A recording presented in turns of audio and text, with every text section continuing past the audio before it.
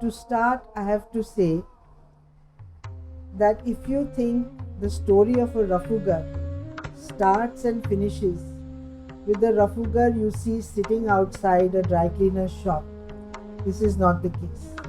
The Rafugar story is much bigger. It goes over centuries and it encapsulates the history of Indian shawls, the Kashmiri shawls, and the story of the lives of these people over centuries. It's a big story.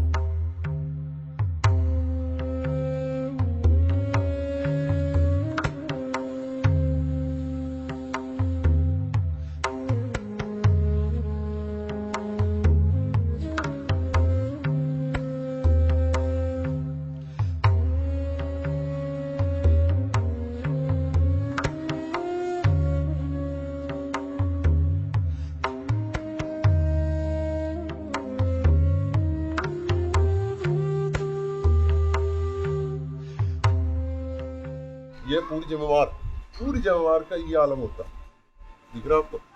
ताना है, बाना खत्म है, ये तानी है और बाना इसका खत्म है। सिर्फ इस डोरे से हम पूरा का पूरा बना देते हैं, कलाकारी देते हैं सिर्फ इस डोरे से। ब्लैक में ब्लैक, रेड में रेड, ग्रीन में ग्रीन चलेगा। इस डोरे की बारीकी अब समझिए कितनी आंखों पे जोर पड़ता होगा, कितना कारीगर को मेहनत पड़ती होगी, शायद आप देखें तो हैरत में पड़ जाओगे। तो रफूगा का काम समय के साथ साथ उसका रोल भी बदलता गया है। एक तो ये है कि फटा हुआ कपड़ा जो है वो रफ़ू होता है, जो घर की औरतें भी करती हैं अपने बच्चों के लिए।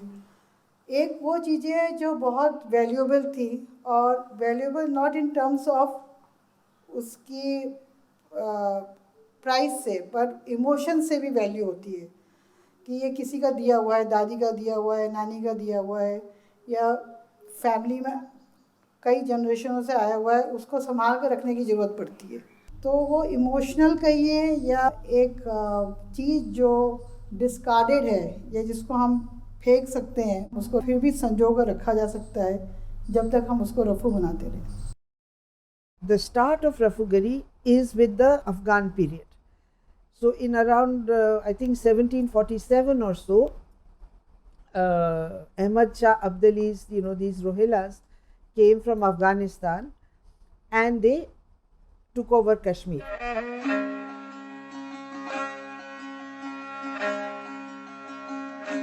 They were soldiers. They wanted money, they wanted arms, they wanted to feed their army. But they did not have any time for shawls in the sense of encouraging weaving or this or that. So they decided to tax shawls. It was called Dagshali, and it was a very high taxation that they imposed on the shawls.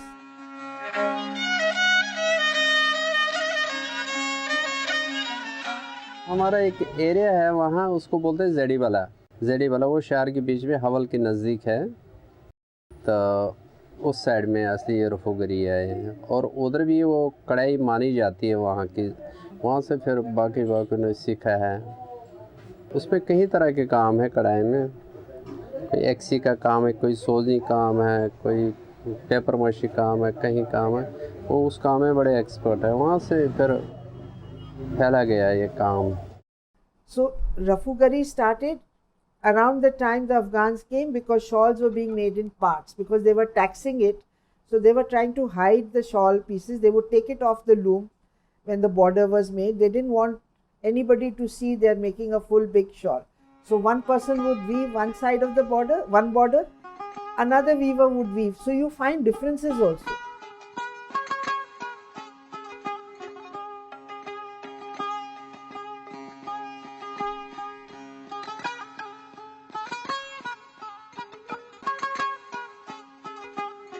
So the Kashmiri craftsmen, for the first time, they started joining the seams of the cloth with the border, the cloth with the palla.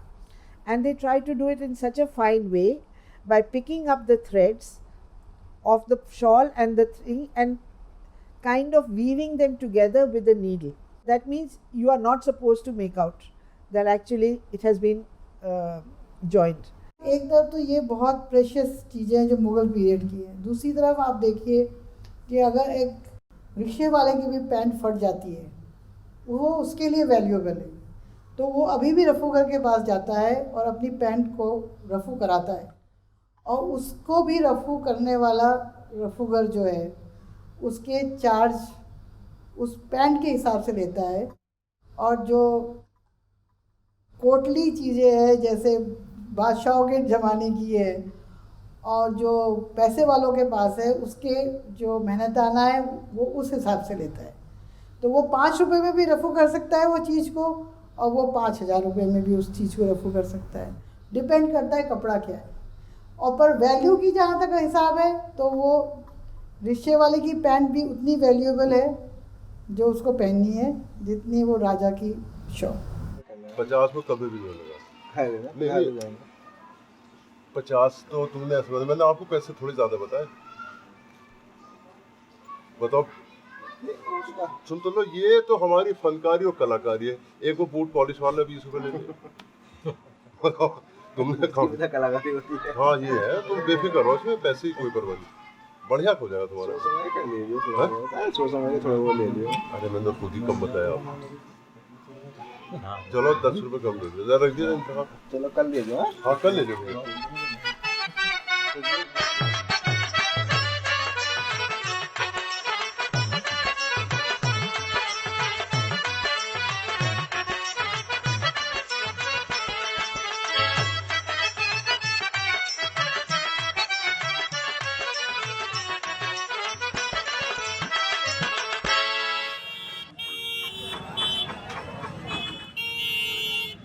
Najibabad is a place in UP near Hardwar, which was set up by Najibud-Dawla.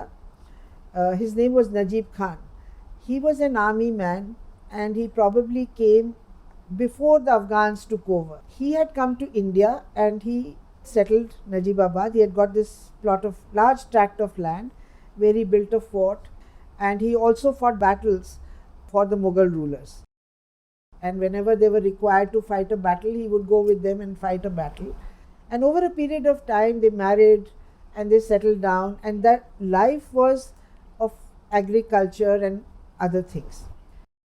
हमारे जो परदादा थे या दादा थे तो वो इस आर्ट को जानते थे, तो ये बताते हैं कि जब शहर में मिलता नहीं था रफ़ू, तो वो रंगाई का काम भी जानते थे। हमारे जो पूर्वज थे, रंगाई भी और ये रफ़ू भी, तो अपना अटैची ली और गांव में फेरी के तौर पे निकाल के कोई रफ़ू करा लीजिए, कोई डाई करा लीजिए, ये दौर भी गुजरा है।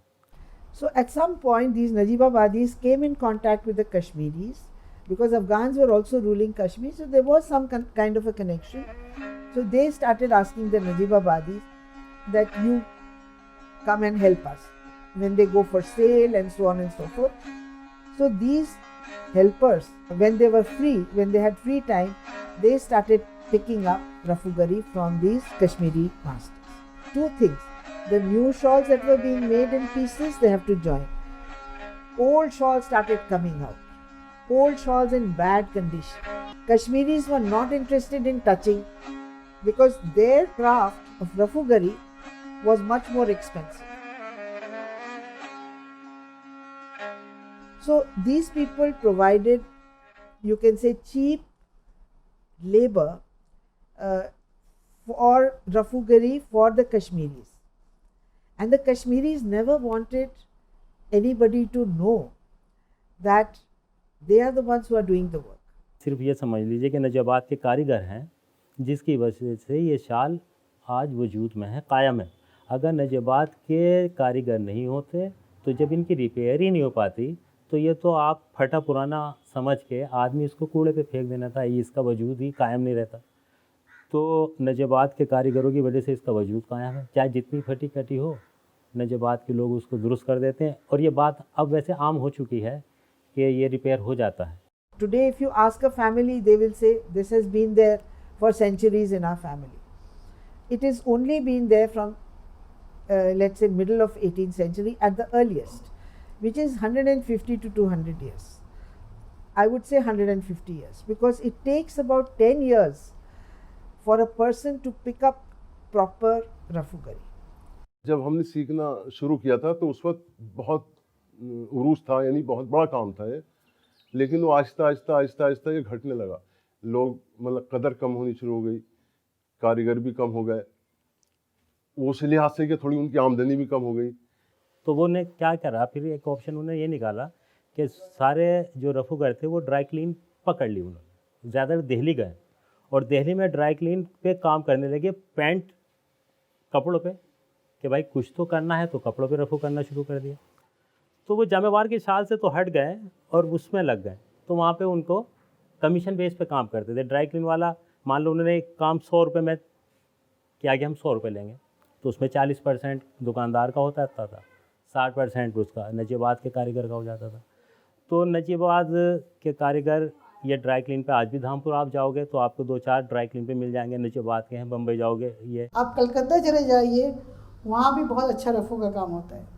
वो रफ़ूगर जो है वो मुर्शिदाबाद के आए हुए हैं, उसके पहले वो ढाका से आए हुए हैं. वहाँ पर ढाका की मलमल रफ़ू करते थे. तो आप कश्मीर से लेकर आप ढाका तक चले जाइए, एक तरफ आपके पास पश्मीना रिपेयर हो रहा है और ढाका में मलमल रिपेयर हो रहा है. तो जितनी खूबसूरती कपड़ा बुनने में है, उतनी खूबसूरती जो है वो रफ़ू करने में है. As you see today, that when there isn't any work, you need an income, people travel. So a lot of weavers over the years, over the centuries, had been escaping and going and settling here and there, wherever they thought they could get this work. So these rafugars also developed homes in Delhi, in Lucknow, in Agra, in Jaipur, Calcutta, Patna, and all these small riyasats all over India. Because a lot of people would not give their valuable shawls to be taken to Kashmir and brought back the next winter. They wanted the rafugar to do it right there and then. समय के साथ साथ क्या हुआ है कि जो कश्मीर के रफूगर थे, वो जब शॉलें बनती थी, जब उसमें रफू का काम होता था, तब वो उसमें इन्वॉल्व थे. पर जब पुरानी शॉलों को रिपेयर का काम था, तो वो काम धीरे धीरे नजीबाद के रफूगरों के पास आ गया है. तो जितनी पुरानी शॉलों का रिपेयर का काम है, वो तो नजीबाद के रफूगर करते हैं और उसमें वो माहिर हैं. और जो अभी नई शॉलों का जो काम है, उसमें रफ़ू का काम अभी भी जो है वो कश्मीर में शॉलें बनती है, वहीं के रफूगर करते हैं. We call that Bajazi rafu, where it is such a rafu is done in such a way that you cannot make out. Only from the back where the threads are visible, which they cut off. If those threads are not cut off, you can make out. But otherwise you cannot make out that rafu is done. जो बजाजी होता है उसको मतलब तार के साथ तार मिलानी पड़ती है. जैसे ये तार है जो है, ये तार को खींच के निकालनी पड़ती है, फिर इसकी तार उसके अंदर डालने, फिर खींचना पड़ता है. तो उसको बिल्कुल ताना बाना एक जैसे बनाना पड़ता है, जैसे उसकी वीविंग हो, उसको बजाजी कहते हैं. बाकी दूसरा पच्चू बजाजी होता है, मतलब आम यूज़ करने वास्ते, क्योंकि ये कस्टमर इसमें इतना पैसा नहीं खर्च कर सकता है, उसमें तो पैसा ज़्यादा लगता है, तो टाइम लग जाता है. इतने टूक को कम से कम 3 घंटे 4 घंटे लग जाएंगे बनाने में. बजाजी रफू में, पच्चू में तो 15 मिनट 20 मिनट में हो जाता है. ये फ़र्क आ जाता है. Till today, there is hardly any Najibabadi who can do Bajaji rafu. Still Kashmiri specialize in that. But the other type of plain rafu, sada rafu, and also this what they call is pachi rafu, that kind of thing of lattice work, like weaving the warp and weft with pashmina, that to cover the holes, that they do. अब ये कटा हुआ है. अब ऐसे तो पश्मीना तलाश करेंगे, ऐसे सेम पश्मीना लेंगे, ज़ाहिर है कि वो सेम तो होगा नहीं. फिर उसको डाई कराएंगे, फिर इसके नीचे रफ लगाएंगे, फिर उसके बाद इसको रफू से लगाएंगे. उसके बाद जो काम ये हट गया वो काम हाथ से बनाएंगे. ये तो तुम्हें फिर फैला के देगा, तुम ये सोचोगे कि कहाँ से लगे. तो ये मुख्तलिफ़ किस्म की रिपेयर होती है. अब उसमें चाहे वो पच्ची रफू हो, या उसमें सियाई का काम हो, उसमें मनव्वर का काम हो, उसमें 2 शालों को आपस में जोड़ने का काम हो, या बड़ी शाल है उसके 3 पीस बनाने हैं उसका काम हो, सब कटिंग जितने भी काम है सब नजाबाद के लोग कर लेते हैं, फिर उसके बाद उसमें कलर अगर लगाना पड़ जाए, जैसे मान लो एक जगह से फेड हो गई, अब तो ऑप्शन ही नहीं है कलर के बगैर, उसमें कलर भी लगा देते हैं वो। अभी भी कश्मीर के रफूगर नजीबाबाद के रफूगरों को कहते हैं इनका कोचू काम है, जो रफ काम है। नजीबाबाद के रफूगरों से आप बात करिए तो वो कहते हैं कश्मीर वालों को ये काम नहीं आता जो हमें आता है। कश्मीर में मुझे नहीं लगता कि वहाँ रफूगर है कोई, वहाँ अगर है तो एक दो कारीगर हैं जो बजाजी रफू बना लेते, प्लेन कपड़े में बनता है वो, अगर बूटीदार कोई होगा तो वो नहीं बना पाएंगे, या फिर वो उनके यहाँ वो खड्डी लगी हुई है नई कहानी की, नई कहानी वहीं बनता है। कानी शॉल जो थी वो ट्विल टैपेस्ट्री टेक्निक में बनती थी, तो वो बजाजी की जैसे नहीं रफू हो सकता था, तो इसलिए नजीबाबाद के रफूगरों ने उसमें एक तरकीब उनको समझ में आई कि वो जैसे कनी शॉल्स खड्डियों पर बनती थी, उन्होंने उसको सुई धागे से बनाना शुरू किया और धीरे धीरे ये सारी पुरानी शॉल को रिपेयर का काम कानी का नजीबाबाद के रफूगरों के हाथ में आ गया। और ये 100-150 साल पुरानी बात है, क्योंकि धीरे धीरे वो उसमें माहिर हो गए और नजीबाबाद धीरे धीरे ये गढ़ बनता गया रफूगरों का जो पुरानी शॉल रिपेयर करते हैं। ये भी लगभग 100 साल से ज़्यादा ही पुरानी है, जो बिल्कुल सच्ची वाली बात है। लोग तो हम तो कस्टमर में तो बता दें 200 साल की, लेकिन जो बात है 100 से ऊपर ही है। जो ये बनती थी तो वो कारीगर इस पर तारीख और डेट डाल देते थे, तो ये फारसी या अरबी में जो भी बनी हुई है वो हम नहीं पढ़ पाएंगे, तो इसको अगर आप किसी से पढ़वाएं तो इसकी ओरिजिनल डेट कब की है वो आ जाएगी, और ये तब की ही पड़ी हुई है, अभी तक मिट्टी नहीं। वर्ल्ड की सबसे बड़ी मंडी जो है वो नजीबाबाद है। इसकी अगर रिपेयर अगर ये अमेरिका में भी शॉल फटती है तो इसकी रिपेयर सिर्फ होगी नजीबाबाद में। दुनिया में किसी भी तरह का कोई शाल अगर उसको रिपेयर करानी है, चाहे वो म्यूज़ियम ही है क्यों नहीं, तो वो नजीबाबाद हिंदुस्तान के किसी आदमी से कांटेक्ट करेगा जिसका टच नजीबाबाद से हो।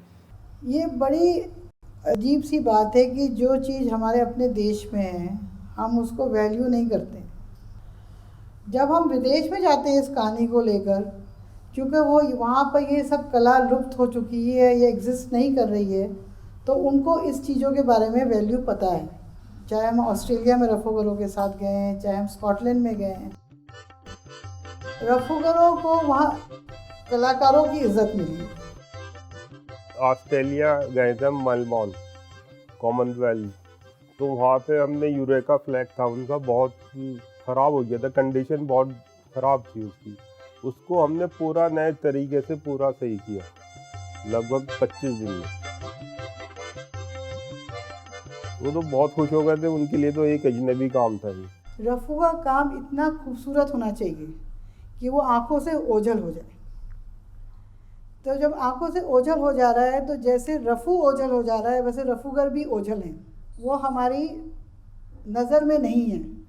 जब तक वो रफू का काम बनाते हैं तब तक वो रफू दिखाई पड़ता है, पर जैसे रफू बन जाता है वो कपड़े में से नज़रों के बाहर हो जाता है। उसी तरह से जो रफूगर की जो एग्जिस्टेंस है वो एब्सेंस में है उसकी।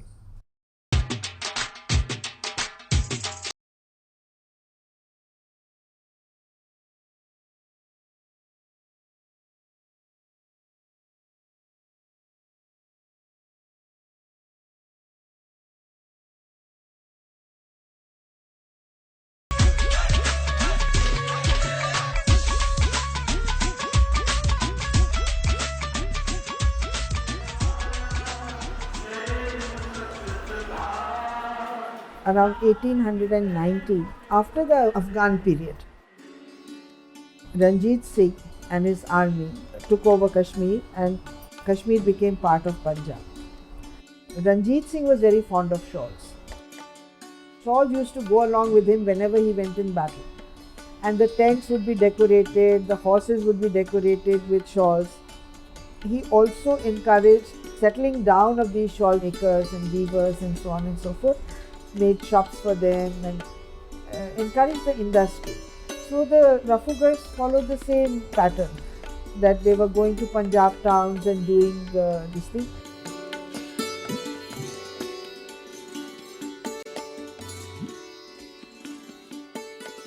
तो अगर ट्रेंड बदलता जाता है, पहले बहुत साड़ियाँ चलती थी, फुर्सत ही नहीं आते थे हमारे यहाँ। इधर के हमारे जो इंडियन आर्मी की है, इधर हम खासा से आते थे, टिकरी से आते, दिल्ली से आते थे, इधर से कैंट से आते थे।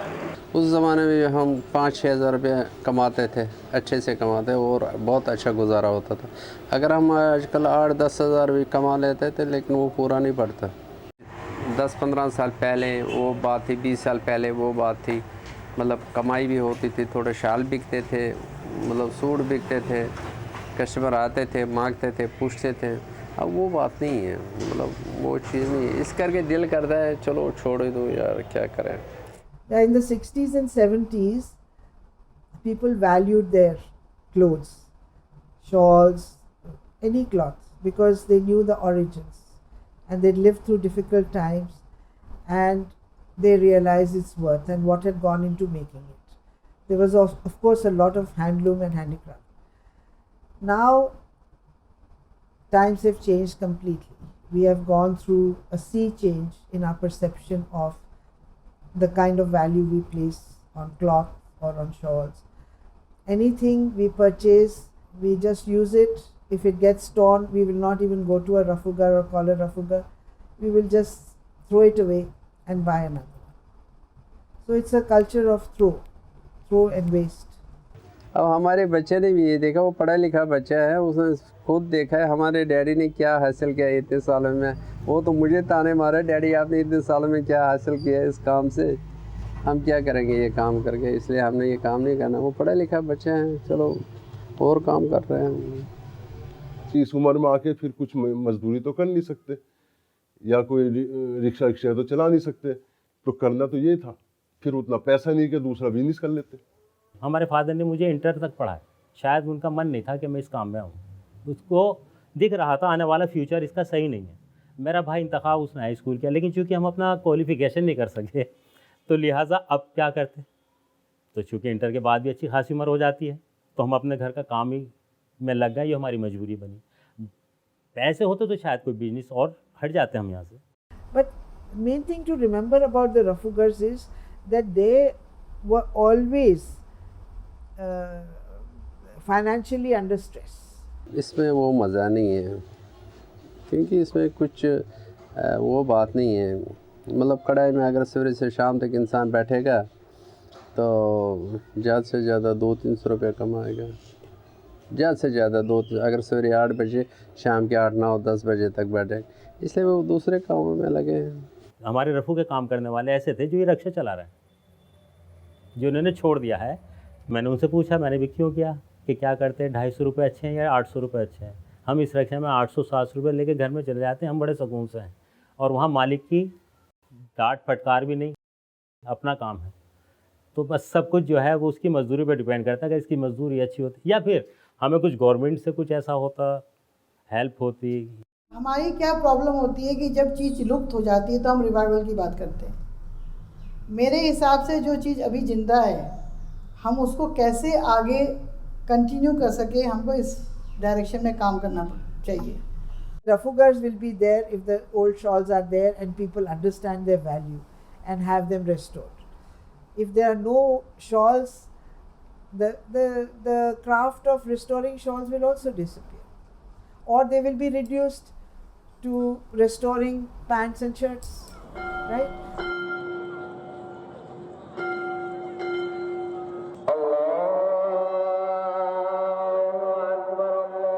मैं कभी कभी ये सोचता था कि ये जो ताजमहल बना, ये जामा मस्जिद बनी, कुतुब मीनार बना, ये भी किसी ने बनाया होगा, तो उनके यहाँ भी नस्ल दर नस्ल ये काम चलता होगा। तो मैं सोचता था कभी कि उन्होंने पीढ़ी दर पीढ़ी इस कला को बरकरार क्यों नहीं रखा। लेकिन वो मेरी आज समझ में आता है कि उस ज़माने में उनको वो मजदूरी मिल जाती होगी। जब उनको ये मजदूरी उनको नहीं मिली तो धीरे धीरे वो विलुप्त हो गया वो काम, वो उसकी कारीगरी की कीमत नहीं दे पाए होंगे लोग बाग। उन्होंने काम को बंद कर दिया, दूसरे कामों में जुड़ गए। ऐसे ही मैं शायद इसका फ्यूचर देख रहा हूँ रफूगरी का। शायद मिसाल बन के रह जाएगी आज से 100 साल बाद। बस क्या कि अभी रिपेयर हुआ करता था, ये कौन लोग थे।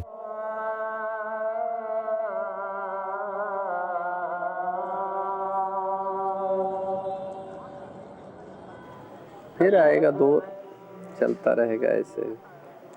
उसने सबका ख्याल है, परमात्मा ने सबका ख्याल रखना है। रोटी तो सबने उसने देनी है, ऐसे चलता रहता है।